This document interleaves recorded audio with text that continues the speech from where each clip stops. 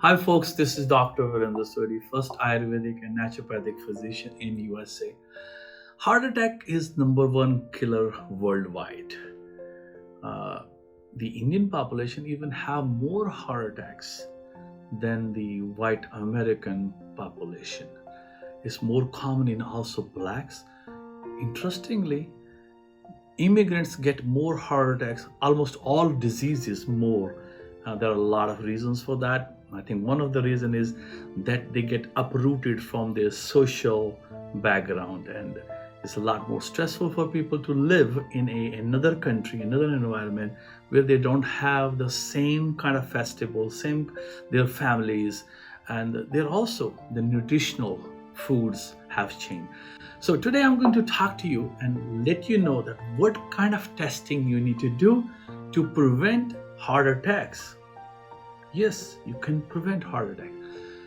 So first of all, you all heard about the CBC with ESR. CBC stands for complete blood count and with erythrocyte sedimentation rate.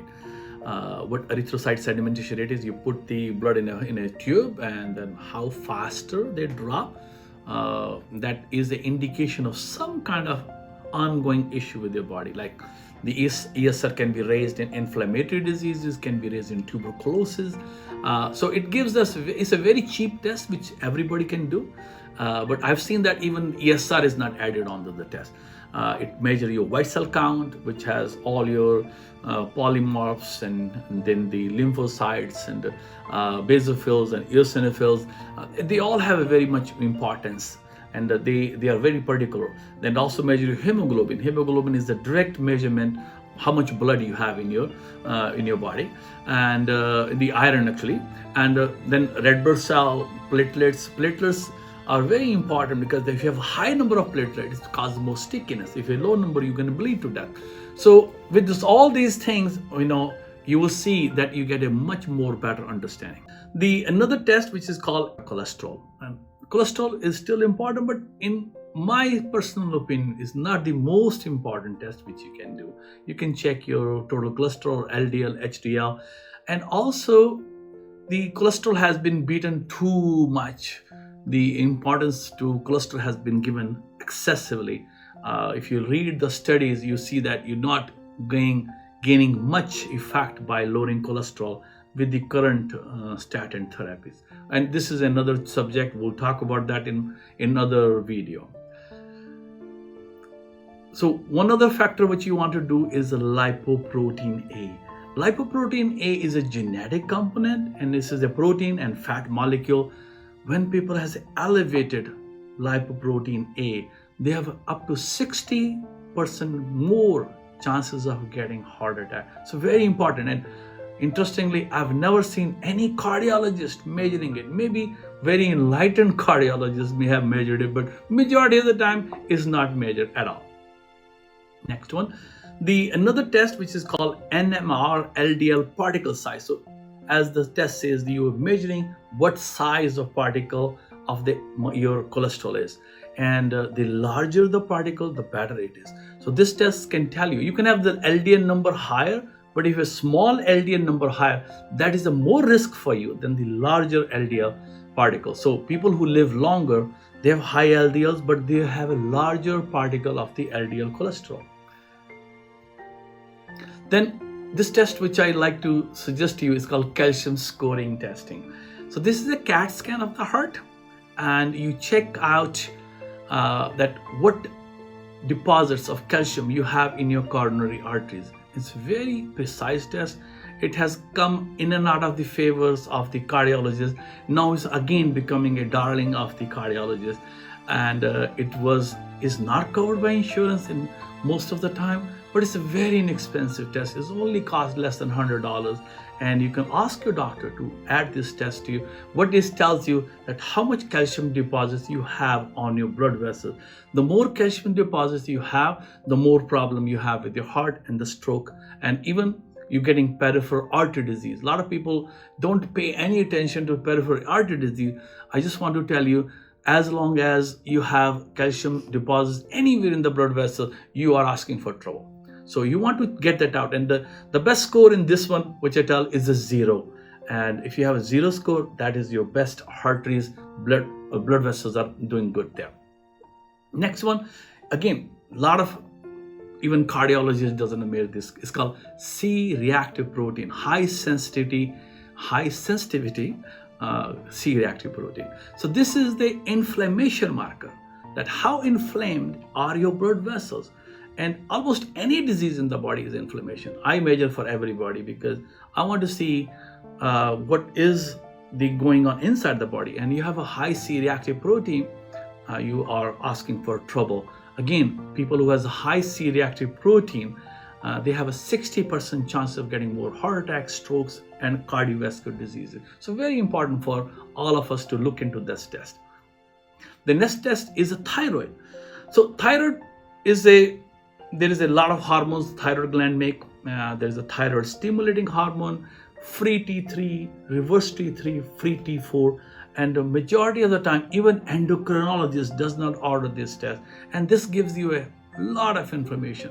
So if you have a hypothyroidism, if your thyroid is not functioning properly, the elasticity of your blood vessel is not good. Your blood vessels are more harder. More hard blood vessels are easy to break. Just 101, I want to tell you that if you have a good thyroid function, normal thyroid function, you have a better elasticity of your blood vessels. Next test I want to tell you is uric acid. Uric acid is a protein molecule called purine, and how the body breaks down the purine.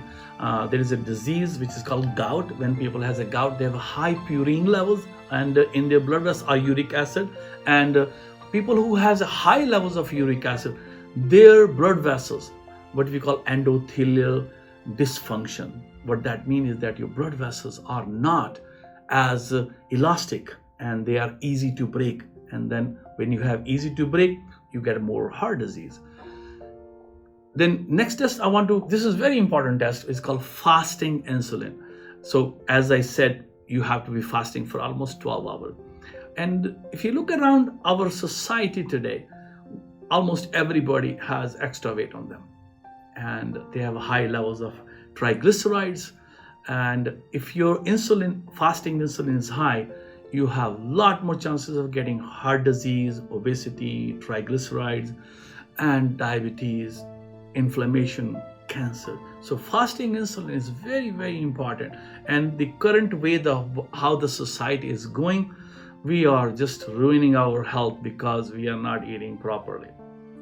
Next test which I want to tell you is A1C. It's again attached to the insulin level, and this A1C takes your blood sugar for the 3 months. It's the glucose molecule which attached to the hemoglobin, and it can tell us that for the last 3 months how your average sugar has been. Very important test. And until a few years ago, I think 10-12 years ago, nobody was measuring it, and this is a sad news. And I think I've been using it for all the last 25 years. And a lot of people, why are you measuring it?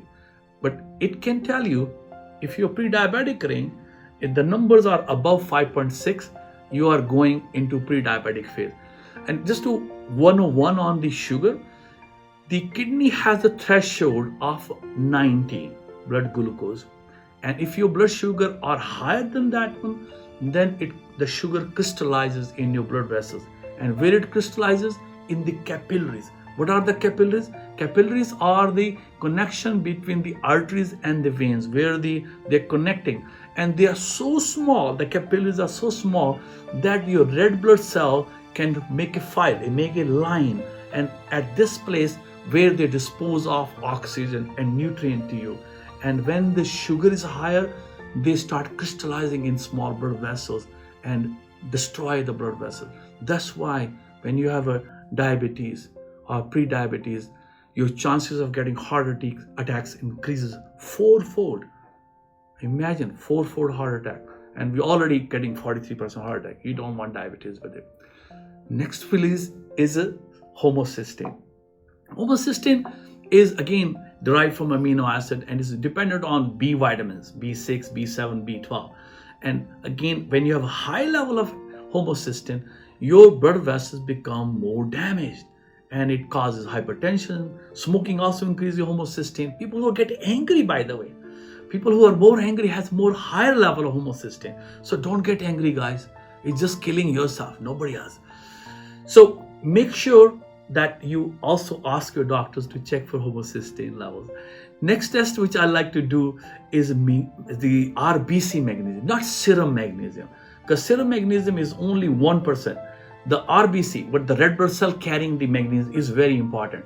And we have so much magnesium in our body that, and there are around more than 200 the things which are done by the magnesium in your body. So if you have a low level of magnesium, you are going to ask for trouble. And magnesium is very relaxing. It actually relaxes your blood vessels, actually helps promote sleep, helps your bone metabolism, so many metabolism. It also works on your mitochondria. Mitochondria is the lung of every cell.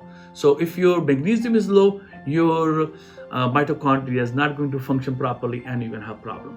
So this is another very important test to add on. Serum B12. A lot of population out there are vegetarian, and when you are vegetarian, your B12 is naturally low. But a lot of people out there has bad digestion. They are not absorbing properly. And you can be eating all the meat you want to, but if your digestion is not good, you're not absorbing B12. When you don't absorb your B12, then you again make your blood vessels more weaker and they become fragile, they break easy. The next test which I want to do is very, very important test, and is vitamin D. And again, I see a lot of cancer patients, I see a lot of cardiac patients. No doctor measures it. I don't know what is wrong with that. Vitamin D is given free to us by God, by sunlight, but somehow we don't like free things, as you know. We want to spend money on this one. And so if you have normal vitamin D, the all-cause mortality, means death from anything, cancer, heart disease, or any other autoimmune diseases, cuts down 50%. So just go out in the sunshine, expose your body every day, around 20 to 30 minutes. You can manufacture your own vitamin D and then check your levels. If your levels are low, substitute with the vitamin D3. And like I live in Northwest in Seattle here, I need around 5,000 international units per day. So very important to check your vitamin D. Then there is another test which is called natriuretic peptides.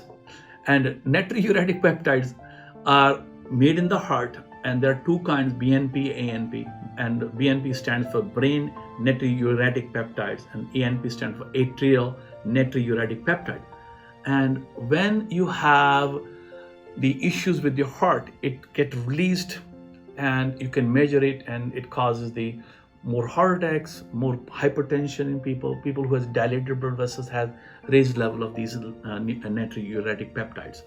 The next test which I want to do is plasma ceramides.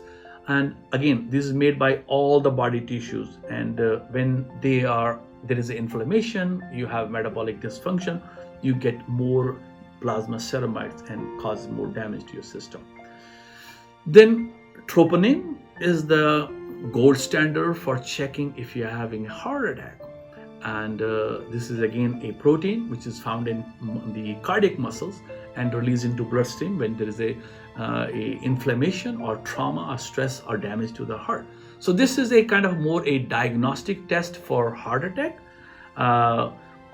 So if you follow all the tests which I've given to you, I hope you like this video a lot. Share with you. It may save your personal life and also may save the loved one's life, because if you do that, in the next video, I'm going to tell you what you can do to help cut down all those factors which are elevated and how you can make your life more better with your lifestyle, with your nutrition. A lot of the medicine is free, by the way. It's just available to us, and if we want to we are ready to accept that medicine, free medicine, and we can create a circle of health, which is called disease-free societies. Thank you.